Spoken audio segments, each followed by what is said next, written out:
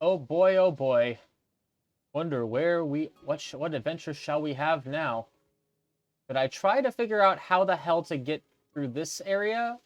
Or should I move west? Because, as I said, I am now realizing, holy fuck, I got a lot of area to actually explore. I thought I was doing well. Well, first off, we need to get back this way. I wonder if we can talk with the chieftain of the place now and tell him, hey, we met with your god. Fucking trippy. Let me preserve, I guess. There we go. There we go. Let's see. Well, we'll move back to the village first, because I think that's what we have to do to get out of here. Or did we? I don't remember. I don't remember, unfortunately. That's my problem, because... Come on. There we go. Back to the village first. Get that. Ration guard, blah, blah, blah. You go to hunt. There we go.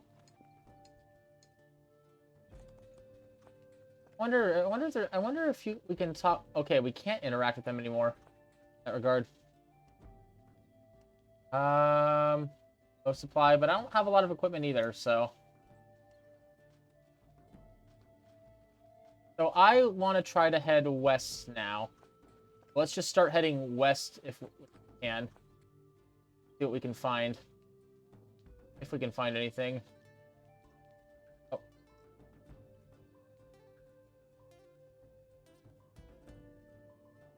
Camera decides sometimes it's not going to move the way I want it to.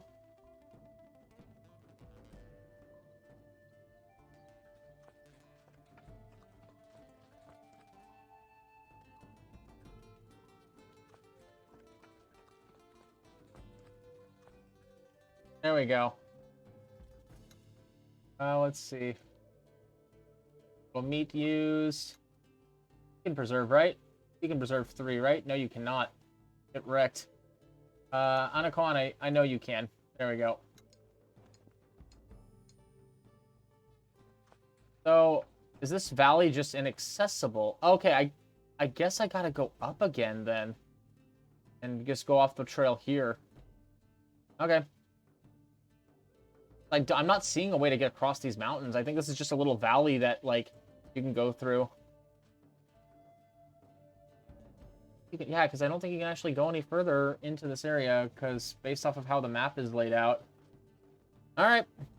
Guess we're going back up again. Back north, everyone. Sorry. Sorry. Back to the road. Back to the road.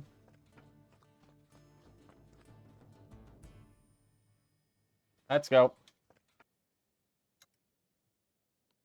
Oh, God. I am always losing. Need pigs. I need to kill some pigs. Need some rations. I need rations. At least for a little bit, I'll be able to move faster.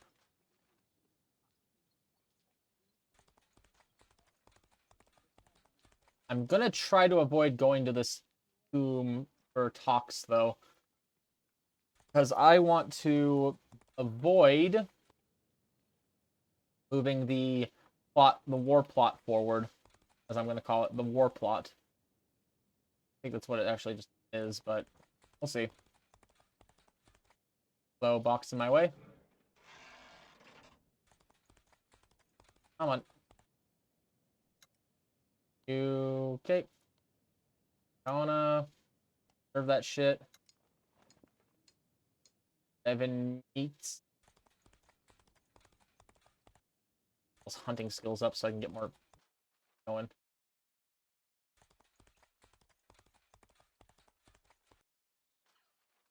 Let's.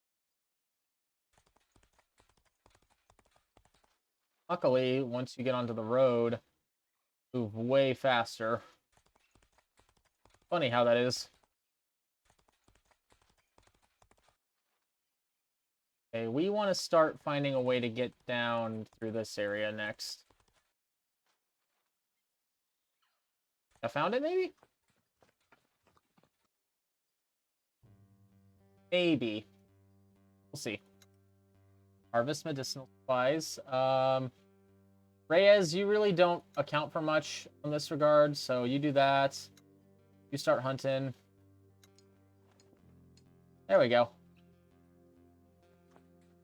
Right, who are you? The Exorcism. See a small figure on the horizon. As you approach, you recognize her as an Aztec shaman. She's kneeling over a full green bush, plucking small berries from it. As you approach, she looks up and speaks in surprisingly good Spanish. Ah, I was expecting you. You were expecting me. Yes, I saw you coming in a vision. Shining child of the sun astride a white monster. This vision told me many things of importance. Things concerning you. A vision? I saw you. I saw what was following you. Following me? Yes, demons. Evil spirits following you, draining the life from you, slowly killing you. Demons, Madre de Dios. Yes, but fear not. I know a way to exorcise them. What do I need to do? Simply give me a portion of your valuables. When I return to my home, I will offer them as a sacrifice to the spirits to draw them away from you. I can't part with my valuables at the moment. Is there anything else you can do? Afraid not. They are greedy plunder spirits. They can only be drawn away by the sacrifice of valuables. That's 100 valuables, whatever. Well, if I must, very well. Prize follows lost morale. You quickly pack a small chest with valuables and hand it to the shaman. She takes it and sets it down beside her. Very good. I must finish picking these berries. Then I will return to my home and exercise your spirits. Until then, you had best keep moving. It will help the spirits stay behind you. You ride away and the shaman quickly fades out of sight. Hopefully her exorcism will work. Random, but funny. Like the idea that my character is just like, oh god, demons are following me. I'll immediately just believe this person. Oh, through the tree line I go. Hey, ho, through the forest I go. And immediately cannot go any further. Damn. Oh, come on. What? I can't go in here? Why can't I go in here? I'm on the other side of the damn forest already. That's lame. Boo, game, boo. Harvest medicinal herbs. Preserve. Sanchez, herbal. Reyes, hunting. Because Velasquez is still doing his thing. Alright, keep it coming. Keep coming. Let's go. Back to the road. Move a little further along the road, and we should be able to just move out from here. Down into here. There we go. There we go. Okay, herbalism, rations consumed. You hunt. You also hunt. 17. Oh.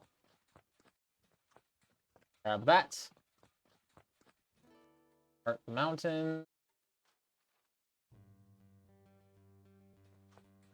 Get over here.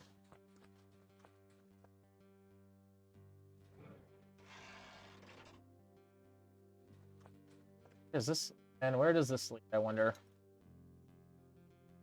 Preserve. You do the preserve. 16.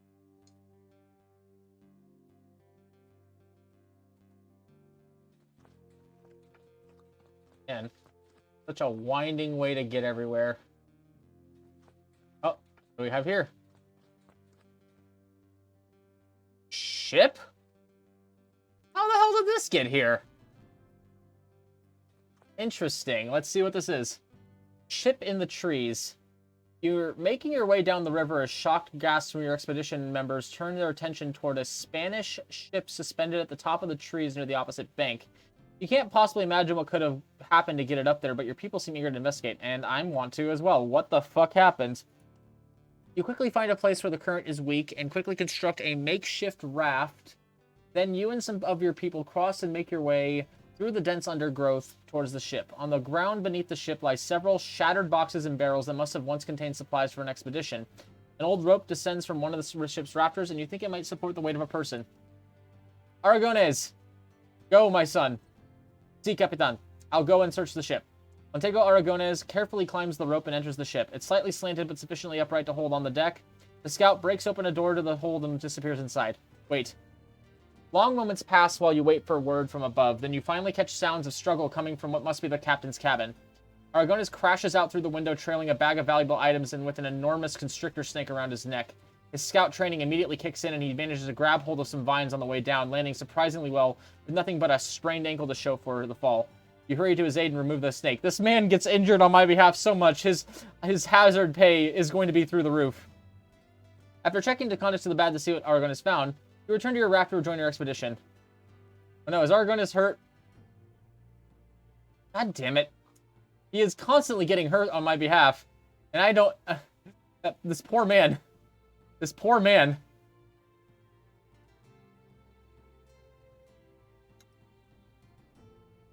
Well, that's all. That's all that was there, folks.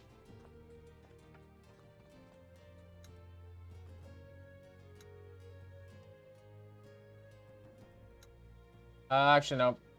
I will treat you. Recovered completely. Only lost 4 medicine that time. Good. Oh, got here. Point of interest. Let's go.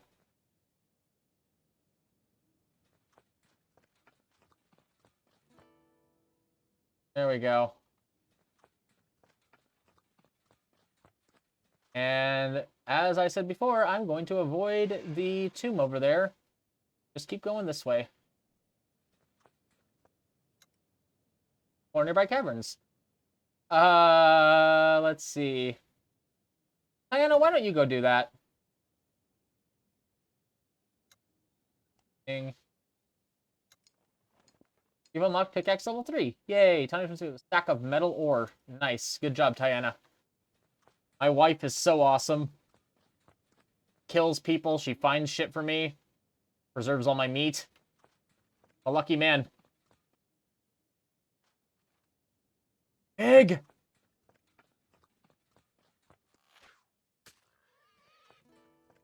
There we go. Some of those back.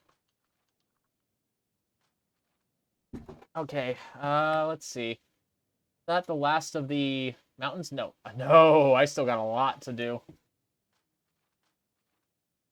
Let's see. Where was... Keep going.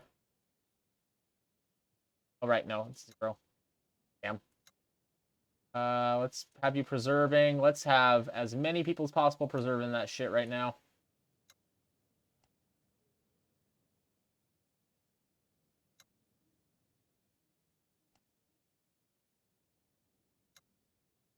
Rolling.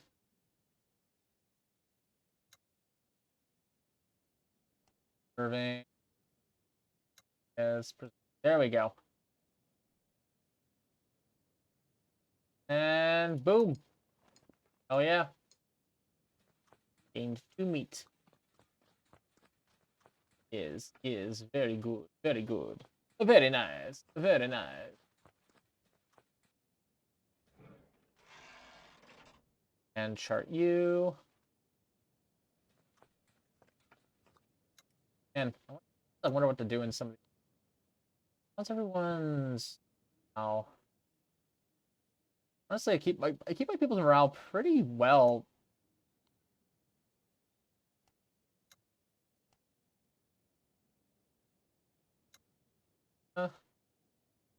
Have you two do herbalism for right now.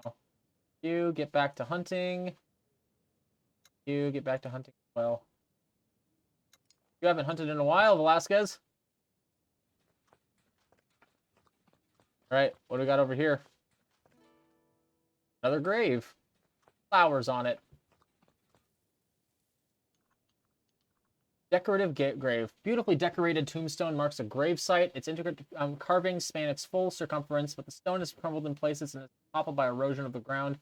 Text is written with carefully chiseled calligraphy. Exhume the rotting corpse. The skull of this person is rotted and filled with maggots. Quite disgusting. Quite disgusting. Quite. Just quite. Right. Going over here, maybe? Go over here as far as I can. There we go. There's treasure over there. The name of the treasure. Teresa, do it. You two get back to hunting, because Teresa can just get most of the herbalism done on her own. Or oil. Interesting. Go get this treasure first. I need to find every opportunity to get treasure that I can. Game. I need money. Ah. Damn.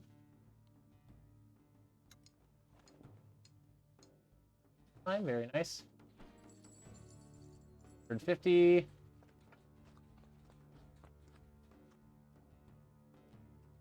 There we go. Where do we got going on now?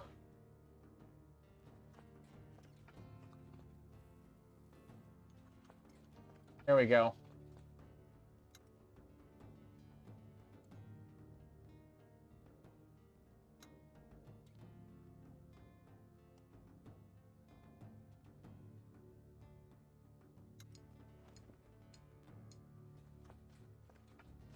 There we go. Keep going.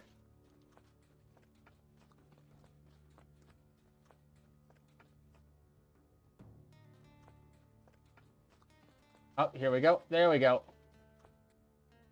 There we go. 4 nearby caverns. Diana! Actually, no. You know what? Anakawana. Go explore nearby tavern. Go, 15-year-old child. Go do dangerous shit for me. Suffers an accident while harmless bone fracture. Damn it. I sent a 15-year-old out into the wilderness. This is what happens. Well, I'll treat her myself, I guess. Become like a daughter to me, so I might as well help her. Ooh, where does this lead? Or does this just lead back? The way I came? No, it leads further south, I think. It's through the mountains. The treasure! The name of the treasure. In the new world. Set sail for the new world. Yeah, I'll do it. Recover from injuries. That's what you get, child. I need to just start upgrading more people anyway, though, because I need to get more patrol. I need to get my percentages up for guarding and patrolling if I can.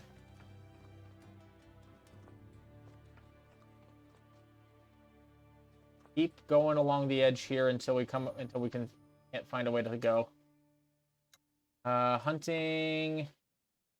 All right, Anakana. Back to hunting.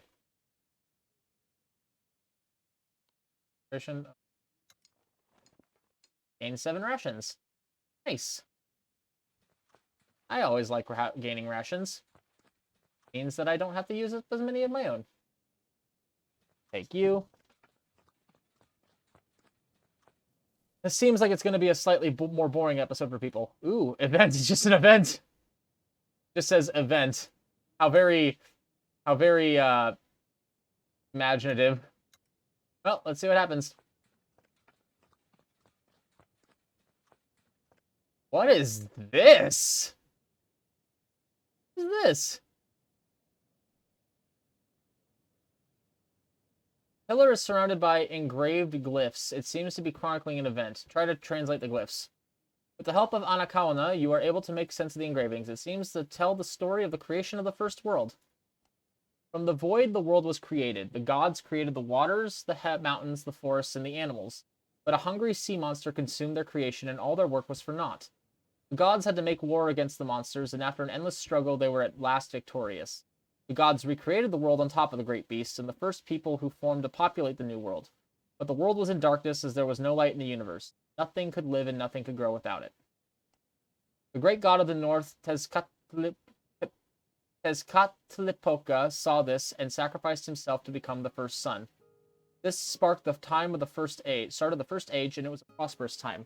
The people thrived and revered their gods. But this would not last, as the gods were fickle and quick to anger. The first sun was destroyed by a rivalry between the gods, and in his rage, Tezcatlipoca demanded the Tehuantl to eat all the people in the world. Thus ended the first age of the sun. And you can just read it again. Okay, leave. So are you number 2? Yes. Okay, so using Argona. From the void, the first world was created. The gods created waters. I think I live without growed it. That's the end of the first creation. Okay, so do they all say the same thing? Okay, this one says something different. So we're gonna go over here real quick. Pillar 3. As the world was again plunged into darkness, the great god Tlaloc sacrificed himself to become the third sun. The people populated the earth once more, but their fate was as always at the mercy of the gods. When Tlaloc's wife was stolen from him, he turned to despair, and a great drought followed as no rain fell on the soil. The people begged him for rain, but in his grief-stricken rage, Tlaloc made it rain fire, reducing all life in the world to ashes. As the world burned to cinders, Tlaloc rescinded his position as the solar god, and thus ended the third age of the sun. Okay, was that the... Does one actually have the same thing? After the first age, the world was thrown into darkness and no life could exist. Quetzalcoatl, the god of wind, saw the plight and sacrificed himself to become the second sun. The people Okay, so it did say something second. I just was, for some reason, not saying that right. Quetzalcoatl and sacrificed himself to become second sun. The people populated the earth once again, and all was well in the second age of the sun. But the people became rebellious and stopped worshipping the gods. The gods, in turn, became wrathful at this lack of veneration, and as punishment, they turned the people into apes, as they become nothing but animals in their eyes. Quetzalcoatl was filled with grief as he had loved his flawed people, and in his despair he summoned a hurricane that blew all the apes from the surface of the earth. Filled with sorrow, Quetzalcoatl stepped down as the Lord of Light, thus ending the second age of the sun. Darkness enveloped the world once more. Then we have this one, which talks about how Tlaloc sacrificed himself to become a sun. Their fate was always in the mercy of the gods. Tlaloc was stolen from him, turned to despair. Second, a drought followed. Rain, but he wouldn't do it, so he made rain fire and burned everything down, and that's another apocalypse, like 3 apocalypses. What does this one say? After the third age, no light shone on the world. The beautiful goddess Chalquititutul, I'm so bad at these names. Chalchuitlicue took charge and sacrificed herself to become the fourth sun. Chalchuitlicue shone brightly in the sky, her jade skirt giving warmth and light in the people who once more thrived on earth. She was as loving as she was loved, and the fourth age of the sun was a bountiful age, but this could not last as the gods grew jealous of her adoration, because these gods are all pricks. They accused her of deceiving her people, alleging that her kindness was dishonest and that she egotistically acted only to receive praise. Upon hearing this, she was so heartbroken by their accusations that she cried blood for half an age, drowning all the creatures on earth. As she could no longer bear the allegations against her, she returned to Earth, thus ending the fourth age of the sun. Jesus Christ, these... Alright, so... What do we do here? The gilded left wall. The walls on the left side of the massive gate are adorned with 4 marvelous engravings, each shimmering with gold. Examine the first. Depicted as a fabulous young boy adorned with a golden shirt and jewelry, and jade jewelry, he is described as Xochipilli, the flower prince, god of art, games, and dance. He is sitting in a bed full of the most exquisite flowers your eyes have ever seen. Second engraving. You can see a beautiful woman engraved out of glittering collection of gemstones, her skirt adorned with numerous flakes of jade. She is described as Chalchuitlicue, the goddess of rivers and streams. Her face is adorned with a benevolent smile, with eyes that seem to gently but sternly stare into your soul. Among her feet, you can see a wild stream of water with waves of pearls splashing up against her legs. The third engraving. A dog-headed creature stares at you, reaching out towards you with shriveled, spiny hands. His fingers are chewed to the bone, and he wears jade-adorned plates on his knuckles. He holds his left hand in front of him with the palm turned upwards, in a seemingly welcoming gesture. He is described as Xolotl, the god of the dead, the guide of the dead, who we have met, and he was kind of creepy. Among his feet, you can see several dogs leading the souls of their final resting place. What's the fourth? Engraved is a one-legged muscular man with 2 stripes crisscrossing his chiseled face. One of the stripes is made out of gold, while the other seems to be made out of black pearls. He seems to have lost his left leg in battle, as it ends in a bloody, jagged stump. In his left hand, he brandishes a magnificent shield, and in the other, an absolutely monstrous Macuahuitl. He is described as Tezcatlipoca, Lord of the North and God of Judgment. He is wearing a jaguar skin made purely out of precious gemstones. Beneath him, you can see a large jaguar peering out from beneath the god, legs tightly coiled and ready to pounce. All right. That's what we see on that. What do we see on the right-hand side? First engraving. The first engraving is a horrific. A tall, blood-splattered skeletal figure is extending his sharp, gangly fingers out towards you as if he wants to tear you apart. In his eye sockets are two brilliant amethysts glimmering in the sun, giving the illusion that his eyes are rapidly searching for something in your vicinity. The effect is unnerving. The depiction is adorned with a single necklace, which at closer inspection is made out of human eyeballs. He is described as Mictlantecuhtli, Lord of the Dead and ruler of the underworld. At his feet is a pile of human skulls, all staring intently towards you. How very creepy. This is a depiction of a giant of a man, athletic and heavyset. He looks like he could crush a man's head in his fist. Eyes set into the distance, he wears a brilliant helmet studded with colorful feathers and brandishes a burning weapon in the shape of a snake in his colossal right fist. He is described as Huitzilopochtli, the god of war and lord of Tenochtitlan. Among his feet flutter a couple of hummingbirds made out of mother of pearl and jade. Third engraving. The engraving depicts a man adorned with an elongated beaked mask. He is wearing a pair of of serpentine jade bracers on each arm, with feathers tightly clasped in his scaled fist. His entire body is covered in jade scales, and he is clothed in magnificent robes made entirely out of seemingly incandescent metal. He is described as Quetzalcoatl, god of wind and lord of the west. Beneath his waist, his legs fuse together into a scaly mass of serpents. And the fourth engraving. Before you stands a man with large circular eyes and a wide grin of sharp fangs. Despite his fearsome visage, he has a relaxed posture and does not seem like the aggressive sort. His body is shrouded in droplets made out of opals, and you barely make out silvery lightning strikes in several places behind him. He is described as Tlaloc, god of rain and fertility. At his feet, the blue droplets intensify into a glittering shower of rain. Okay, and what does this do? The Gilded Gate. Approaching the overgrown structure ahead, you find a towering wall blocking your path. The wall is adorned with murals and engravings depicting multiple anthropomorphic creatures. In the center of the wall, at the end of the road, an exorbitant gate is shining brightly in the sun. Though the massive structure is overgrown with vines and other plants, its walls still glitter with a golden sheen. The ground leading under the gate is in front of you, bears traces of the same golden powder-like substance. The gate has multiple round protrusions on the surface, each adorned with an engraved picture. Above these pictures are more inscriptions. You can't see any way to open the gate, nor to scale the tall walls of the complex. Inspect the inscriptions. With some help from your translators, you interpret the text on the wall. It reads thus: To be deemed worthy in the eyes of the gods, one must feel the warmth of the selfless sacrifices they have made for their sons and daughters. Repeat the order of all things and enter the Gilded City. Reyes nods sagely. Seems a straightforward sort of test. We must somehow demonstrate our understanding of the native mythology. Check the round protrusions. A slight prod on one of the protrusions reveals that you can easily slide them into the surface of the gate. It seems that they work as part of a mechanical device of sorts. There are 8 of these mechanisms, and they each are adorned with a unique engraved drawing. Okay, so I need to remember the order.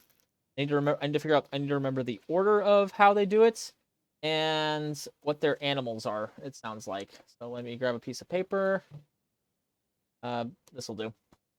So the first one, so we'll have Sun Pillar 1. So first will be Live Nothing to Grow. Tezcatlipoca. So let me write that down. Tezcatlipoca.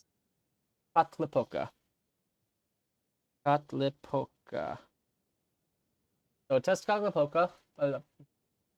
We go over here. After that would be Quetzalcoatl. Quetzalcoatl.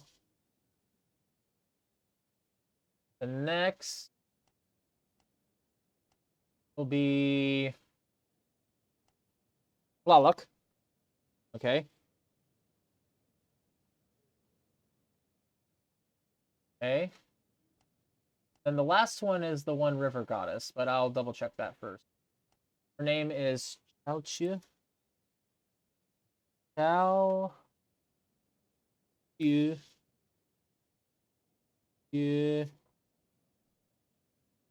QA. All right, so these are the 4 gods I need to actually. That's the puzzle, and now I need to remember what their symbols are. Okay, so that guy's not in there. Hers is rivers and streams and pearls. So I'll just type it. I'll just write in all the different imagery: rivers, streams, pearls, sort of thing. Okay. 4th opening would be Tezcatlipoca, Judgment, Jaguar, Judgment, Jaguar, Bloody Stump. Okay. So that should be that. We go over here. Not the Lord of the Dead. That's that guy. Quetzalcoatl. Serpents.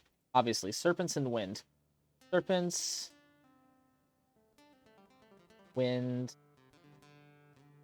Tlaloc. Rain. Fertility. Any other things in there? Sharp fangs, droplets of opals. So I think I got an idea. Okay, so let's go actually to the gate now. Save, because I'm not leaving until I get in that city. Let's see what we have. Alpha activates the mechanisms. So let's have Reyes do this because I want my smart people doing this. So we want to activate the Jaguar first. Reyes eyes the wall skeptically. Activate the Jaguar. Slides into recession. Sugi, activate the serpents. The snake. Next, we activate the rain cloud. Then we activate the waves.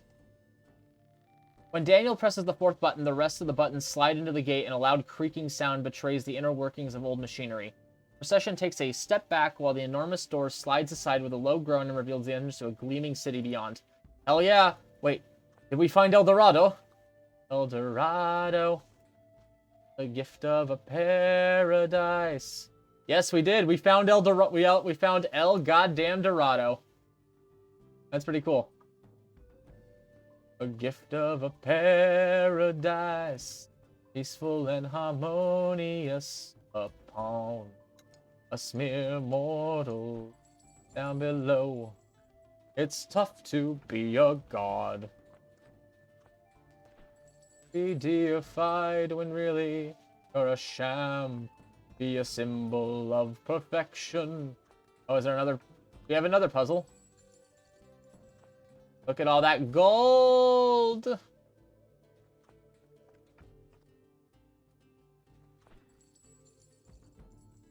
Alright.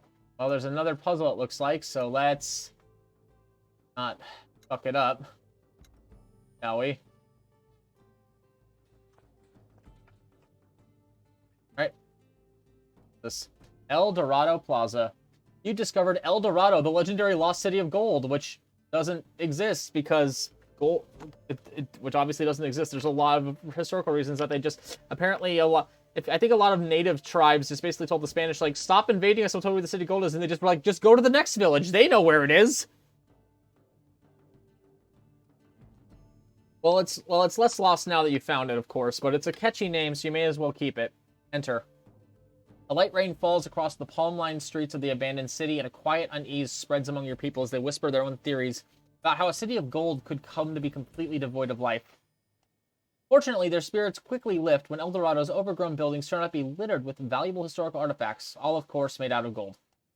Your expedition files into the main plaza of the city, from which you can make forays into the surrounding buildings. You think you can catch a glimpse of movement in a corner of the plaza, but when you look, there's nothing.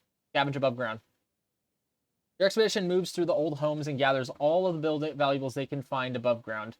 The buildings are in a remarkable condition, leading you to wonder how recently the city was deserted. A vague sense of unease comes over you as you sift through the debris, and several times you think you hear footsteps behind you. Return to the plaza. Your expedition once more returns to the quiet plaza. The hall was good, and yet your people don't seem quite comfortable being in this. Antonio Velasquez returns last from the four-way into the houses near the gate, looking particularly ill at ease. The doctor tosses his spoils unhappily into the pile. I don't like this, Capitan. I think somebody followed us in after we opened the gate. I keep seeing movement, hearing footsteps. Nods and murmurs of agreement from the rest of your followers seem to indicate that everybody has similar indications. There's certainly something wrong here. Fortify our position in the plaza. Prepare for trouble. Your expedition members bring out their equipment and set the caravan out of the way. They drag a few slabs of stone into position to use for cover. When you're just about ready, a chilling war cry echoes down the abandoned streets. Arrows begin to rain from the sky, burying themselves in the mud or bouncing off the raised shields of your troops. For a moment, everything is quiet, and then 8 painted tribal warriors burst out into the plaza. Thank God it's always single digits. There we go. Oops. Don't use equipment because I never need to. Good thing I decided to save. A-team. Hell yeah. Where are they coming from? 1, 2, 3, 4, 5, 6. That is way more than that. Okay, that is way more than 8. That is 11. Game. Do you not know how to count? Is math your weak point? Well, let's get everyone inside. Everyone inside, please. Inside.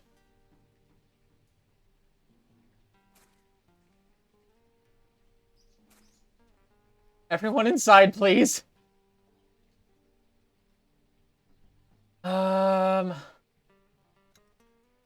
Barricade you. Wait for you to get past. Barricade you. Barricade you. Not have used caltrops or nets, but actually, you know what? Put caltrops right here and right here. That way they can't move around that way. Perfect. Praying to God. Praying to God.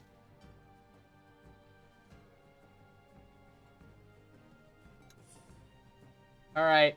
Lopez, get up here. Oh, Pintado, sorry. Get up here.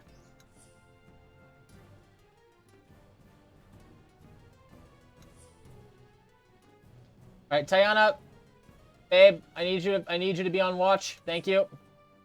Vasquez, get behind cover. Rally. All enemies with 3 spaces towards the lieutenant. Nice. Nice little ability. There we go.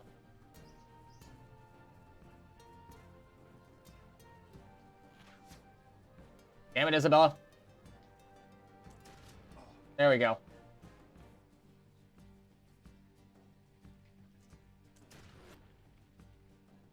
Pino. Alright, and you're moving that way, so the caltrops will get you. I think we can hold them off. Do this.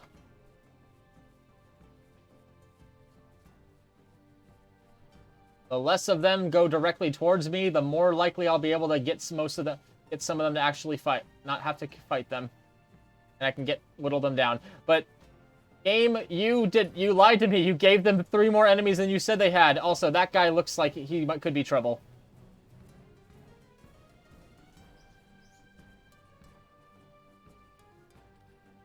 Aha! Fuck you.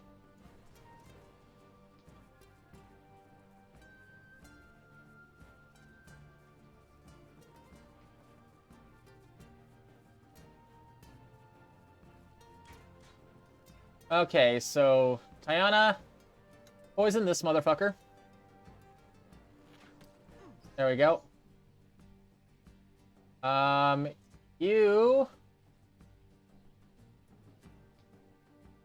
shoot there. How did you miss?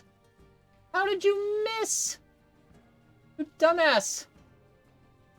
Why can you not do anything? Oh, right, because you're range mode. Let's just stun you. Stun you.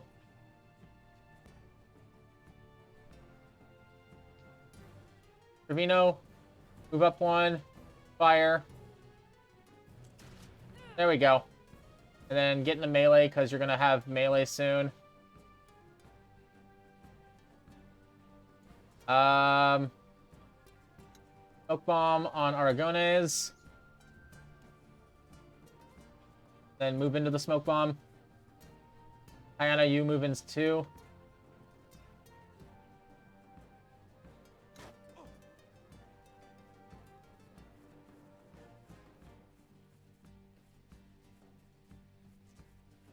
This guy is going to be trouble.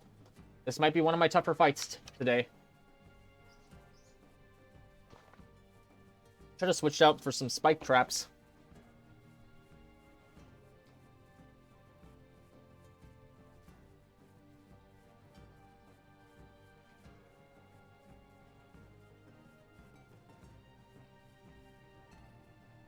Aha!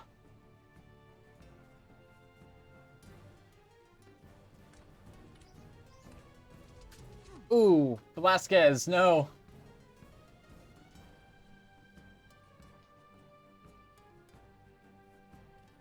Aha!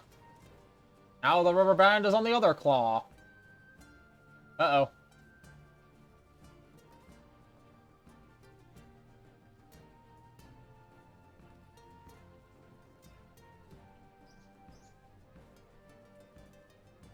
Come on, group up just a little more.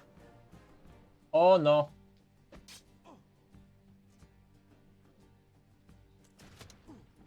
Come on. That's not good. Alright, you go down. Alright, one down. Shit. Okay, whittle, get this guy down. Kick you away.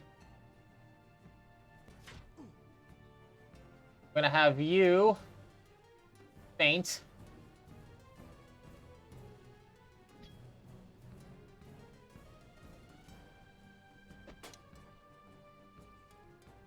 I need you. Hailstorm. I need damage going down on these guys. Okay, that didn't do nearly as much as I was hoping. Okay. Well, shit. Okay. Okay, well, we're doing all right. We could be better, but we're definitely could be worse. Oh, fuck yeah. Fuck you. Aha! Double attack of opportunity, motherfucker!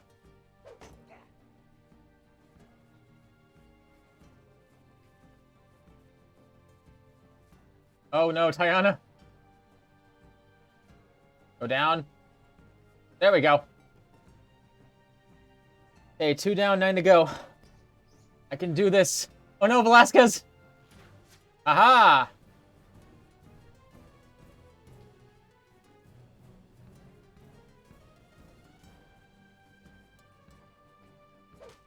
Oh no, Velasquez!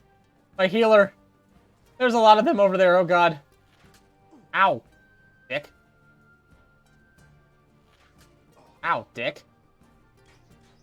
Okay. We can salvage the situation. First off, you. Wapow. Stun. You. Melee. Wapow. You. Actually, no. Put you first over there. Now, melee you. Now you. Knife. There we go.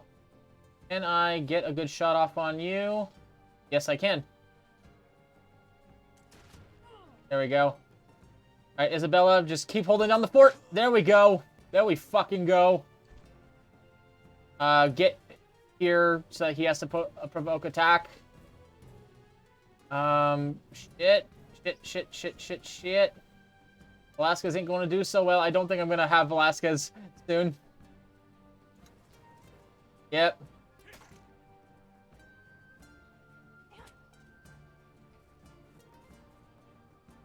On. Yes, there we go.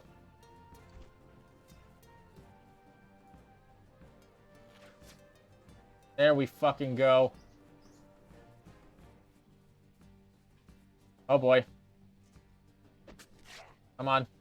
Keep moving. Keep giving me attacks of opportunity. There we go. There we go.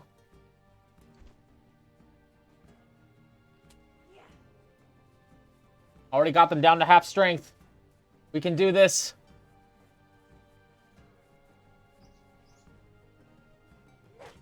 Oof. Okay, we need to get you out of the picture.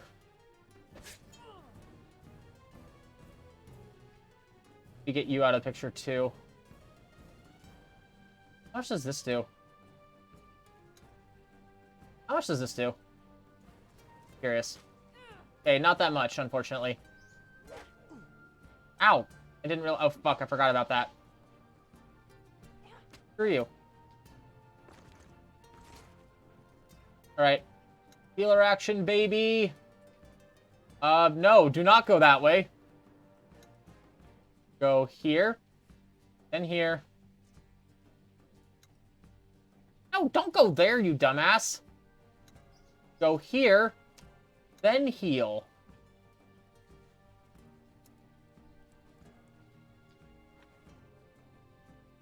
Okay, you have the ability to stun, so... Actually, come on. Well, actually, no. First, let's get Pintado. Let's get Pintado. Come on, Pintado. Kill him. There we go. Then we can hit you. Get you down. There we go. Now you move up. Block from there. Stealth your way over here. Trevino, block off this person. You switch back to your bow for later use. And Velasquez, get your ass over here.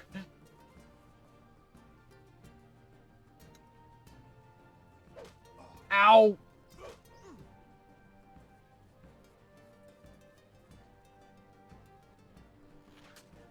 Oh my god, Aragones, you poor man. Keep getting fucked over by this shit.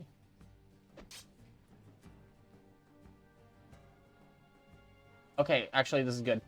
It's not the best heal I can give you, but...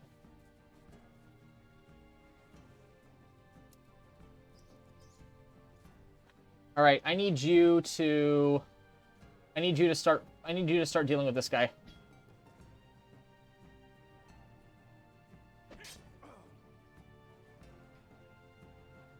There we go, keep that.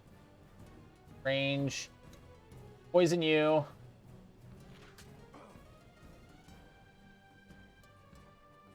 Come on, if we can get you out of the way. If I can get you out of the way, I can just try to see if I can... Oh, come on. Okay, you're done next turn, though. You're done.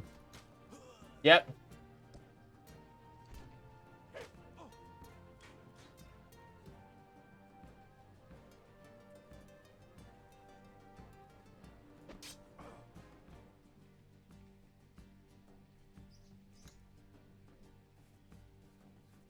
Done. Oh, God, you're not... Stealth. Over here. Aha! Aha! There we go.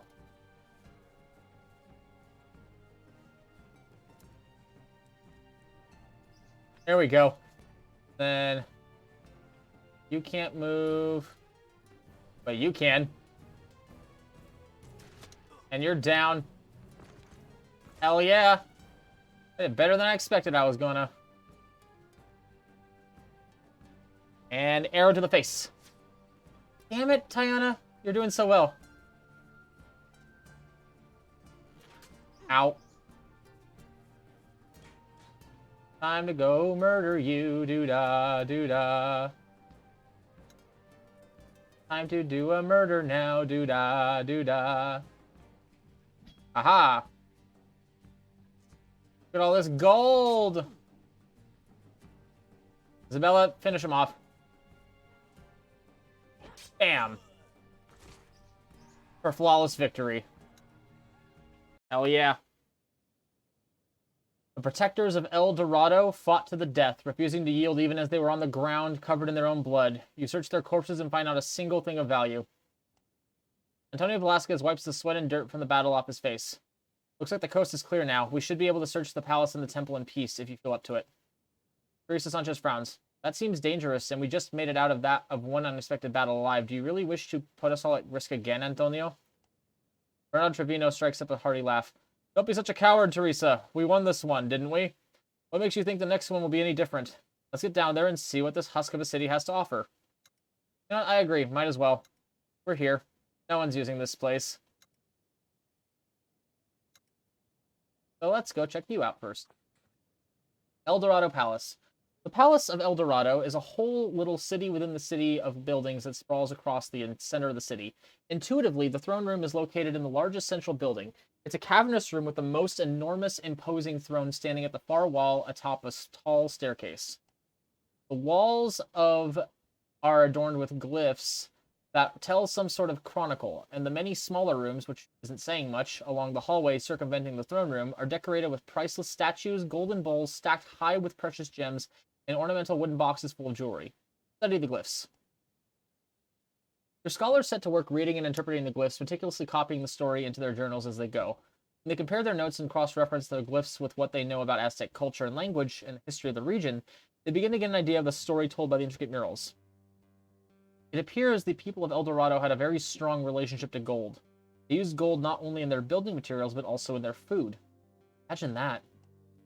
As far as we can tell, the glyphs tell a story of how the gods became offended that the citizens took their gifts of boundless gold for granted and squandered it so. The gods cursed the city. The people of El Dorado began to fall ill and most of them died. Eventually they understood what had befallen them and left the cursed city of gold to live a more humble life. I can certainly think of better uses for such riches. Daniel chuckles in agreement. Take all the valuables. Your people spread out and collect the many valuable artifacts littering the rooms around the central throne room. Some of your people come across a pedestal with a statuette the size of a cat made from pure gold. Just as Tiana lifts it off the pedestal, a set of trapdoors opens in the floor all the way around the pedestal. Your trapper drops several meters and screams out in pain as both her legs break under the floor. Tiana! You heard her aide dropping a rope down. As you pull Tiana back up to safety, somehow still clutching the valuable statuette, she realized that had she fallen just a half meter further to the left, a blood-encrusted spike as tall as you would have claimed her life. Oh, my wife. I almost lost my wife. How bad is it? How bad is it? Tiana! Critical fracture. Oh yeah, she did break both of her legs. Tiana, no! Just for that, I'm gonna promote you. You deserve that.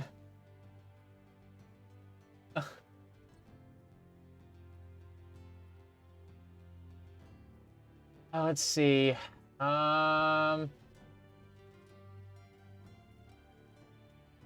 Sharpshooter.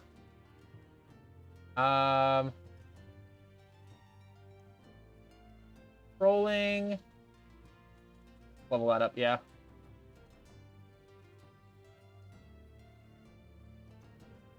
There we go. Alright, let's try this again. My beautiful wife, she broke her legs for me. Alright, and now for the temple. El Dorado Temple. Your expedition splits up and you begin to explore the ruins of the old temple. Inside one of the larger constructions, you discover an old arena with a beautiful collection of weapons and armor, all of course coated in gold, including an amazingly decorated war spear that must have served some ritual function. Take it! A few of your people are waiting for you there, eager for you to come and see something they've discovered. It turns out to be a sacrificial chamber full of holy relics of purest gold. The inscriptions surrounding the entrance appear to speak of wrathful gods and ancient curses and make your people a little apprehensive. Isabella looks at the spoils with an unhappy expression on her face. I'm not sure about this, Villarejo. It doesn't seem right for us to take things that were given by the natives to their gods. Pintado replies with a sharp tone. Given by the pagans to their pagan gods, Isabella. By taking these riches, at most we risk to offend figments of primitive imaginations. In fact, one might say it is our right, even our duty, to claim these unholy sacrifices. Montego frowns deeply. Something about this just doesn't sit right with me. Superstition or not, I think we have to leave this place alone. No one's using them.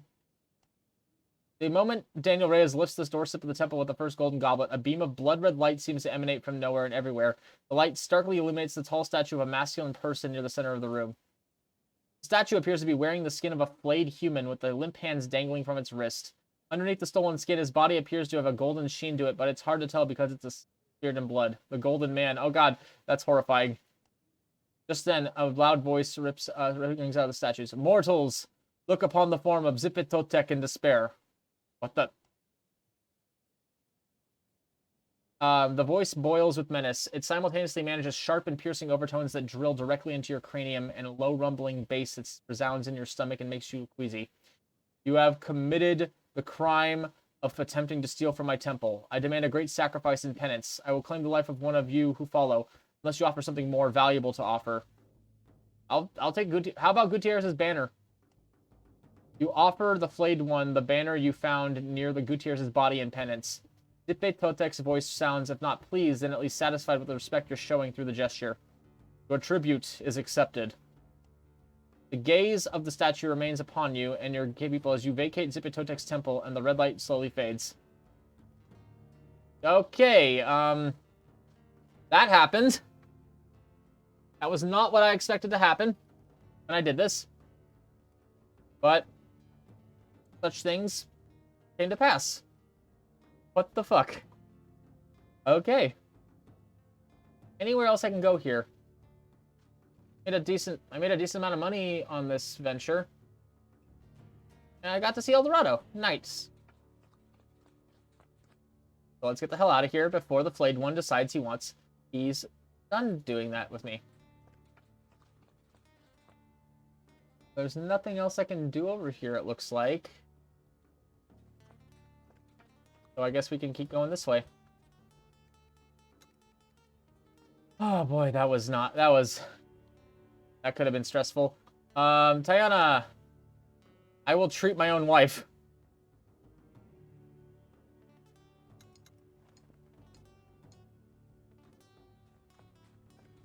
Is there anywhere else I can go here, or is this just all not available to me? Like, is there no way for me to pass through anywhere else?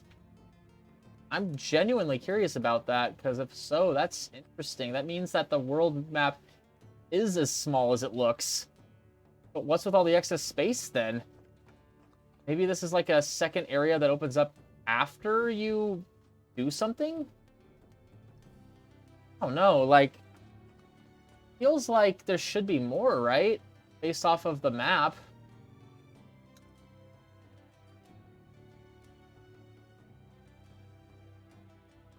Sanchez. Hunting. They need it. Fast recovery. Much to your surprise, Tana seems to have gotten better since yesterday. It looks like the trapper will recover sooner than expected, which will of course save you some medicine. Good. My lovely wife should be able to heal fast. She's tough as an ox and ferocious as a jaguar. What does this button do? Oh, I know. Does this lead towards that treasure again? Where that treasure came from?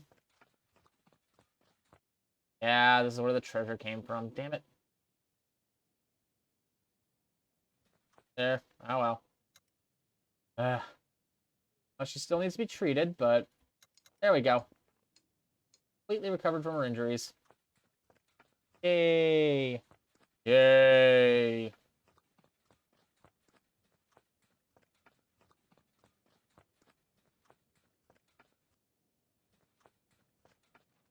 Okay, let's see. Well, I guess we can call it for the day right here. That was an adventurous and event-filled day. So, yeah. We got a whole little section here to explore. And then we'll see what happens from there. So we'll figure it out, won't we?